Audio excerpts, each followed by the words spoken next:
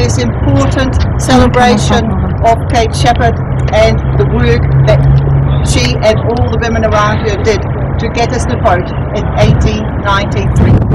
I especially welcomed the Honourable Lianne Dalziel, Mayor of Christchurch, and Dr. Bronwyn, Hayward, political activist, who will speak.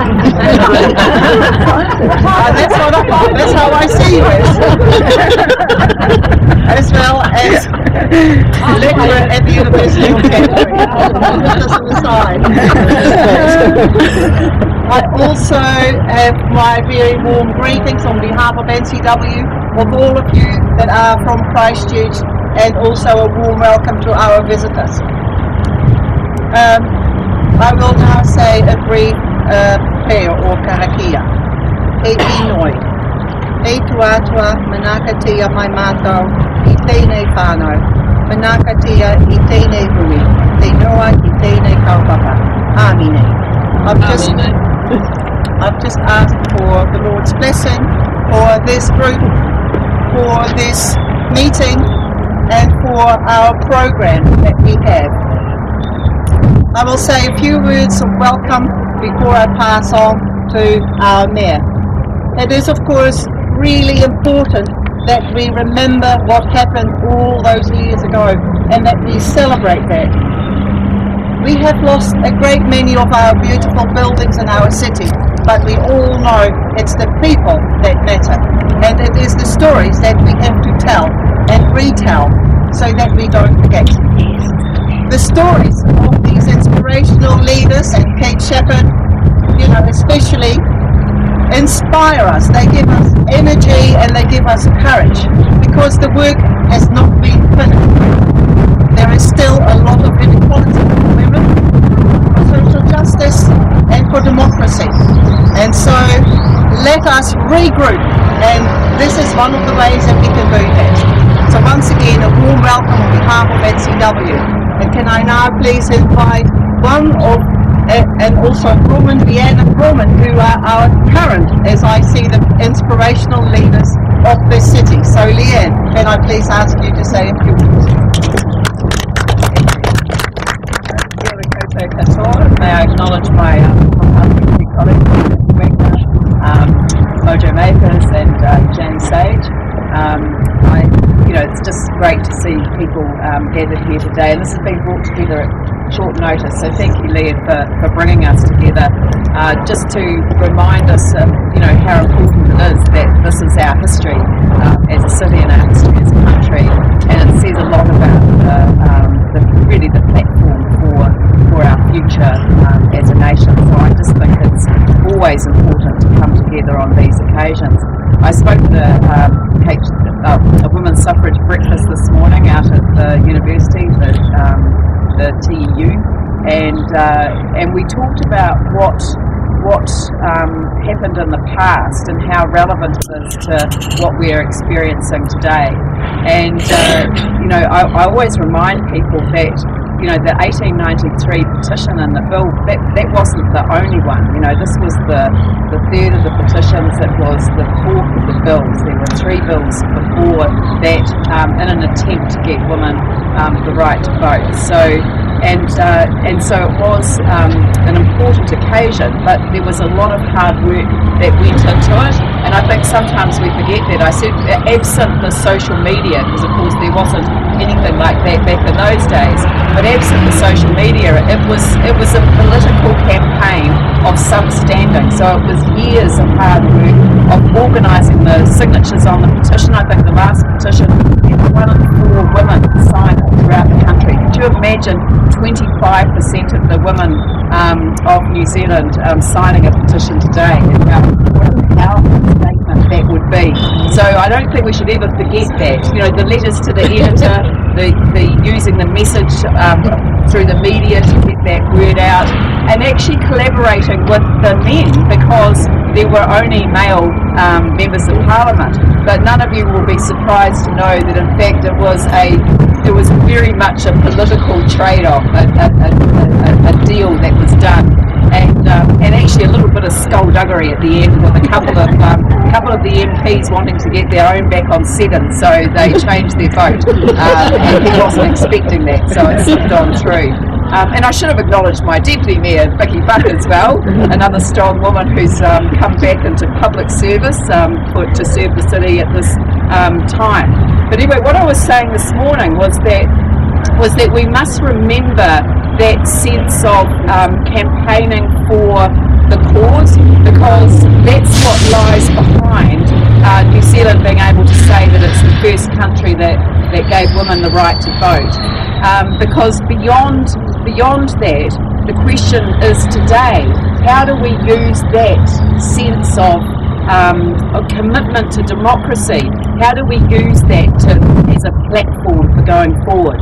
And one of the things that I've been talking about lately is the need to take this platform and then extend it out beyond the idea that democracy is just a vote every 3 years, where you delegate the decision making to your elected representatives, this is whether they're central government or local government, in order to make those decisions for us. I think we can do better than that, and I think that the wonderful legacy of the past and the legacy of the experience that we've been through is that we can redefine democracy in the city and actually reclaim that sense of owning the decision making in all aspects of our lives. And there is so much that I've certainly learned over the last 4 years. I always describe this time as my journey of discovery, where I've learned so much about how we've almost allowed ourselves to become a little disempowered and actually been quite comfortable in letting other people make decisions for us. And I think that the women's movement and its history with women's suffrage and all of the reasons that lay behind this, it wasn't just about getting women the right to vote. They wanted women to be able to vote in people who would support prohibition. So, I mean, the issues haven't changed much either, because alcohol was a big issue back then. So, I mean, the point that I'm making is that once you've got your eye on the particular goal, what you want to achieve, then actually there's nothing that can stop you apart from empathy. So I'm paying no attention to the outcome of the election tomorrow, other than we will be working with whichever government is elected, but we want everyone to pay tribute to those that fought for the right for women to vote and vote tomorrow. Thank you. Thank you. Could I please ask Bronwyn to say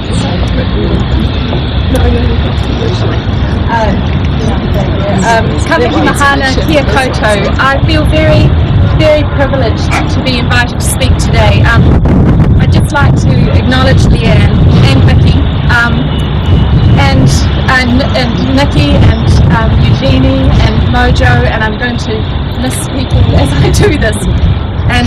And also, I do find it very moving, because I do find it very inspiring at the moment, coming from Christchurch. And I was thinking about this also with Arahira Bennett from Naitahu. I think it is a real privilege to be asked to speak here today.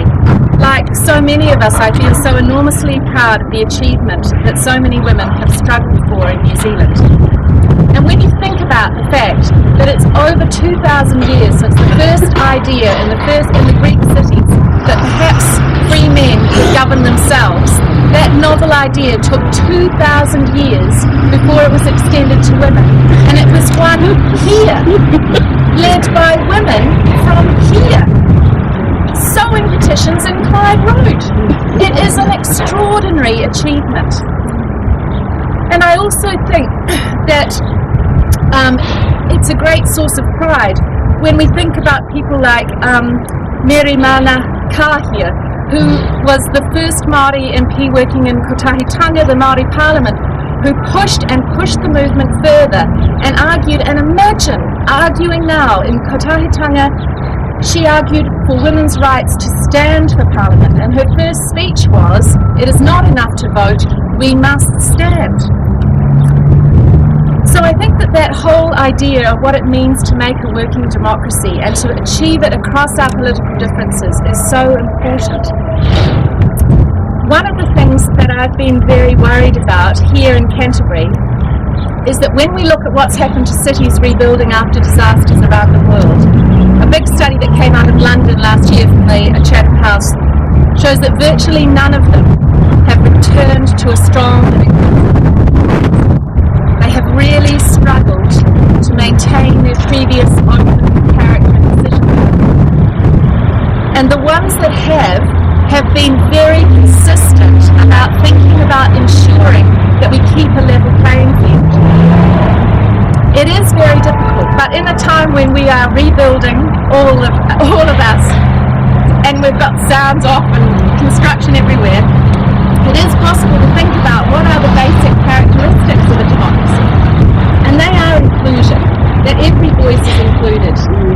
They are participation, that we have an active opportunity to participate.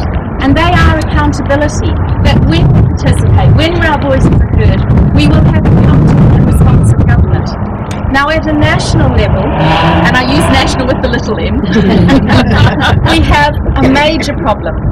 Then I use it with a big M, but also all parties and our media. We have a major problem that we have to confront, which is our lack of accountability and transparency in decision making. But we can't solve the whole nation's problems, but we can do something different in Christchurch. And we can think about first how we might renovate our democracy here. So really, how is it, first off, that we could think about when we transfer power, and it may be more of a struggle, because with both major parties basically offering a solution that's led by external or appointees, we are going to have to struggle for a more inclusive process. And there is willingness within both major parties to make that process more open. And here, and it's not a plug, I have to say that my fondness for Nikki is at a personal level, because the first person to ring me after the earthquake, invite me down to talk about the consultative committee, was Nikki. And then it was Lianne, almost virtually the next day, and as a Labour MP at the time, and they both said, irrespective of their party, how can we make this work? And they all knew that I was a Green. So, how can we renovate democracy? How can we also think about ways in which we can give voice? So the participatory budgeting, the online work. I mean, I must say, I'm so grateful to Vicky and Lianne for standing. This was a horrible period to stand. And someone had to really step forward so that we could be stronger together. How can we retrofit what we've got? So we're getting good at retrofitting. What bits of what we have work well, and what do we need to change? And how can we do that in a process without panic, that is open and calm and involves everyone? And some of that is going to require a foundational rebuild. And that foundational rebuild we can do really well in Christchurch. We can think about what are the values that we want to have as an inclusive society, as an inclusive community. It is really exciting. However, the big issues tomorrow are physical. People are physically tired. It's going to rain. We have 5 of the lowest registered electorates in the country for actual voter registration. And it's just because we're naked. Yeah. I found myself confessing to the Herald that I hadn't voted for the community board. But what I didn't confess was I was rung up by a journalist and thought, I must vote. So I rushed out from our moving house repairs and work, filled in the forms, grabbed my husband and said, tick this, put it in the envelope, sent it off, thought, I've done my bit. The next day it came back because I put it round the wrong way. So when it's raining tomorrow, when we are tired and we are distracted, we've just got to make our vote count. Actually, my family told me not to confess this.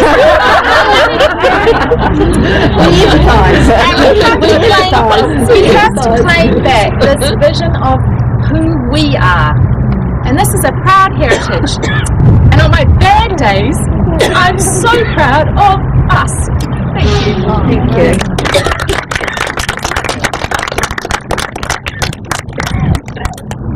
Thank you very much, Bronwyn. Thank you very much also to Lianne.